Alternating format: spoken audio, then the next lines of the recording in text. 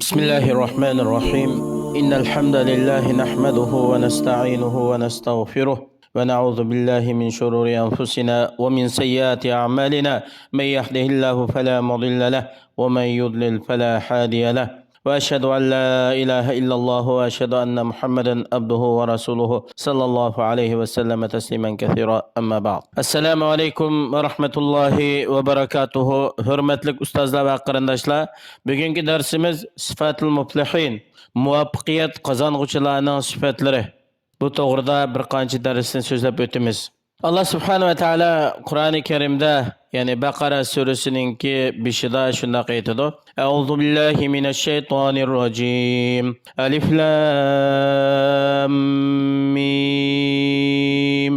ذلك الكتاب لا ريب فيه هدى للمتقين الذين يؤمنون بالغيب ويقيمون الصلاة ومما رزقناهم ينفقون والذين يؤمنون بما أنزل إليك وما أنزل من قبلك وبالآخرة هم يوقنون أولئك على هدى من ربهم وأولئك هم المفلحون.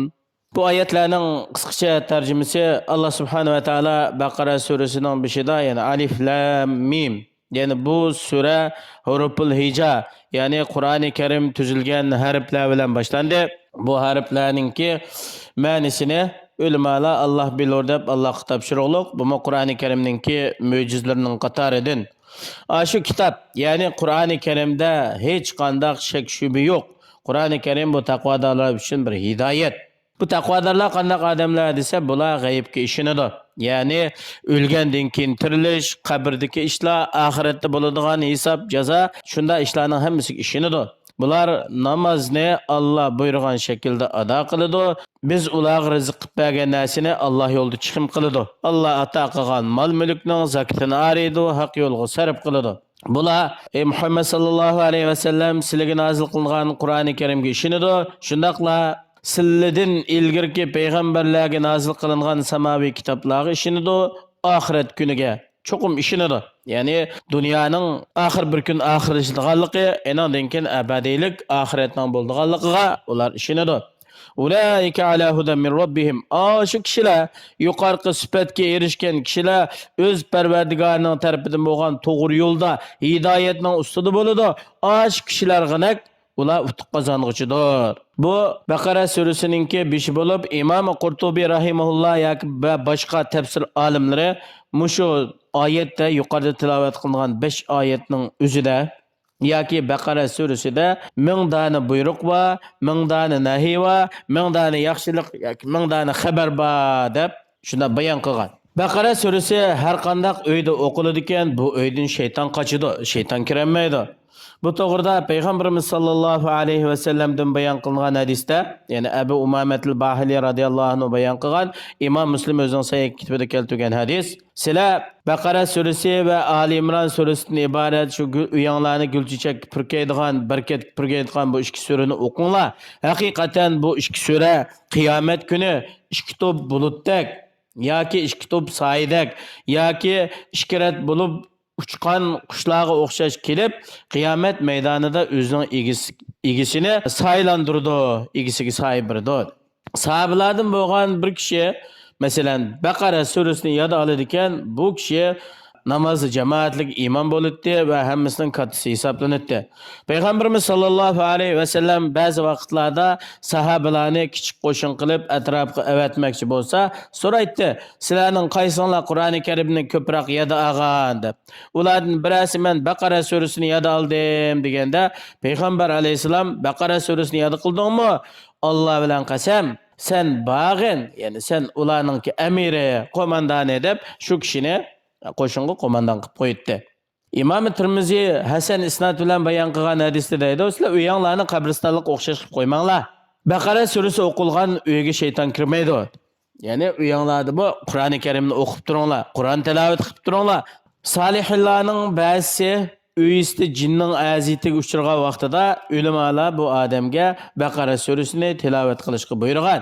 Baqara surasini o'qigan vaqtida Allohning izni bilan bu odamning uyisiga o'rnab olgan, ya'ni jinlar ketgan. Hamda oyatning bishi alif lam mim. Nima uchun hamda Alloh subhanahu va taolo Qur'oni Karimni, ya'ni Baqara surasining beshini mushariflar bilan boshladi desa, bu bir mo'jiza, ijoz, eng qisqa bir 3 harf. Allah subhanahu va taolo mushu 3 harf bilan shu davrdagi eng fasohatlik, balog'atlik, stilistiklik so'z qiladigan arabning fasih balig'lariga, ularning danglik shoir xatiblarga Allah do'yil e'lon qildi. Yani men muşu sizlar so'zlashayotgan, she'r to'qiyotgan, xutba so'zlayotgan harflardan Qur'oni Karimni nozil qildim. Bu suraning beshini mushu 3 harf bilan boshladim. Agar sizlar arab tilini bilsanglar, fasohatni bilsanglar, o'tirg'i chiqinglar. Alloh o'zining kitobi bilan bularni ojiz qilgan, danglik xatiblarni, ya'ni ularni sakinlashtirib so'zlayolmas qilib qo'ygan va shoirlarning tilini tutib qo'ygan Alloh hammadan pokdir. Har bir ummatning, her bir peygamberinin birden mucizesi buludu. Allah subhanahu ve taala o peygamberini şu mucizi bilen şu ummetning içindeki gerdinkeş hakkı boysunmaydiganlarga do'yil e'lon qilishga avatidir. Musa aleyhisselam, yani sehrgarlikda eng yuqori chekka yetgan, sehrgarlik ilmida dünyanın hemmenin aldığı turduğun şundak bir kavimga peygamber kılıp evetilgen. Yani şu devirde Yahudiler sergerlikte dünyanın aldı idi. İsa aleyhisselam peygamber kılıp evetilgen vaktidikiler bula tibabet, doktorluk, tibabet kesbide en yukarı seviyeye yetken. Şuna Allah subhanahu ve taala Musa aleyhisselamga bir hasini verdi. Hasini yagi taşlasınam ejderha ayınıp ulanın sehrisini berbat kılıdığın.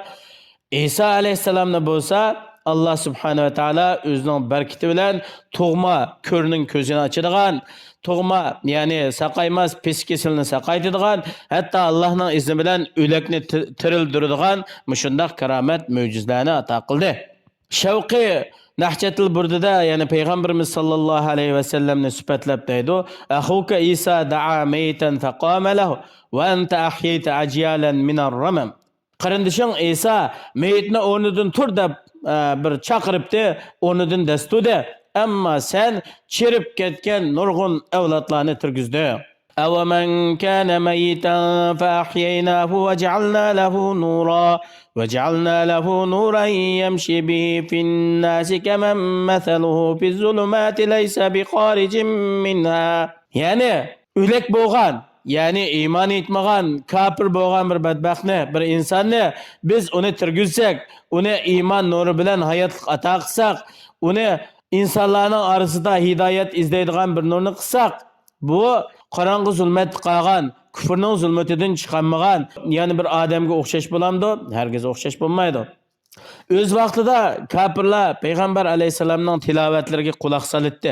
Yoshurun, yani payg'ambar alayhisalom Qur'on o'qiyotsa, kechalari yoshurun bir-biriga o'qitmasdan payg'ambar alayhisalomning tilovatini tingshaydi. Bular Qur'oni Karimning nihoyatda balog'atlik, stilistiklik va mo'jiz ekanligini bilibdi. Shuning bilan bular buni hamdilik anglag'uchiga ta'sir etib qilishdan ansiraydi.